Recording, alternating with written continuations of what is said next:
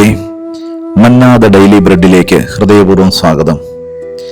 ദൈവത്തിൻ്റെ കൃപയും അനുഗ്രഹവും നിറഞ്ഞു നിൽക്കുന്ന ദിനമായി തീരട്ടെ ഇന്നത്തത്. ബൈബിളിൽ ഒരുപാട് ആശ്വാസത്തിൻ്റെ വാക്കുകളുണ്ട്.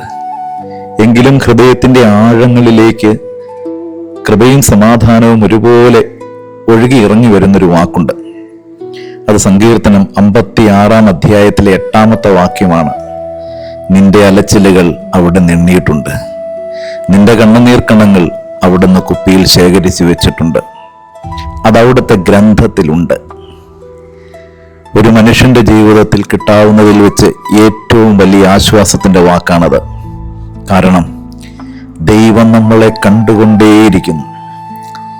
ദൈവം നമ്മളുടെ അലച്ചിലുകളെ കർത്താവ് എണ്ണിയെടുത്തുകൊണ്ടിരിക്കുന്നു.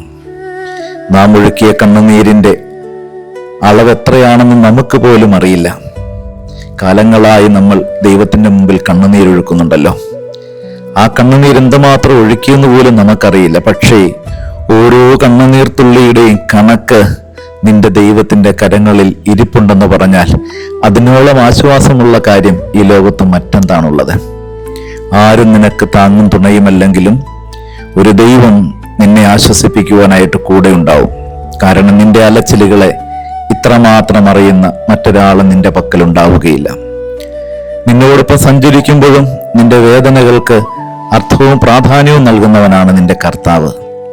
അതുകൊണ്ട് പ്രിയപ്പെട്ടവരെ, നിങ്ങൾ വേദനിക്കണ്ട. നിങ്ങളുടെ അലച്ചിലുകൾ ആരും കാണുന്നില്ല, ആശ്വസിപ്പിക്കുന്നില്ല എന്ന് ഒരിക്കലും നിങ്ങൾ ഓർമ്മിക്കുകയും വേണ്ട. എല്ലാം കാണുന്നവൻ നിങ്ങളുടെ കൂടെയുണ്ട്. ഓരോ കണ്ണുനീർത്തുള്ളിയും അളന്നെടുത്ത് നിങ്ങളെ അനുഗ്രഹിക്കാൻ കാത്തിരിക്കുന്നൊരു ദൈവം നിങ്ങളോടൊപ്പമുണ്ട്. ആ ദൈവം നമ്മളെ അനുഗ്രഹിക്കട്ടെ. ദൈവമേ, ഈ ഒരു ദിനം അനുഗ്രഹത്തിൻ്റെയും നന്മയുടേതുമാകണമേ. ആമേൻ.